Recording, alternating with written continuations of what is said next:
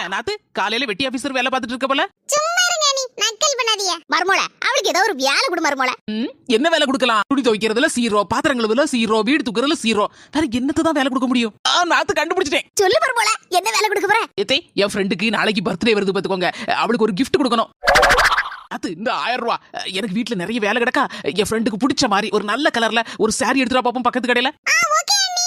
1 மணி நேரத்துக்கு பிறகு. அண்ணி இந்தாங்க 1000 ரூபாய்க்கு saree, சூப்பர் saree. ரொம்ப தேங்க்ஸ் நாத்து. எம்மா வயிறு பசிக்கு வந்து சோறு போடு. மர்மோள உனக்கு சோறு போட்டு கொண்டு வரட்டுமா? வேண்டதே, முதல்ல நாத்துக்கு போட்டு கொடுங்க. இது என்ன சாப்பிட்டாச்சா? இது சிறுபுணு, இந்த சேலை வாங்க எப்படி வந்துச்சு?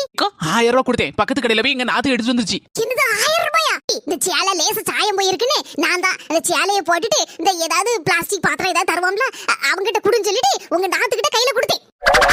உங்க நாத்து உன்னை நல்லா ஏமாத்தி இருக்கா.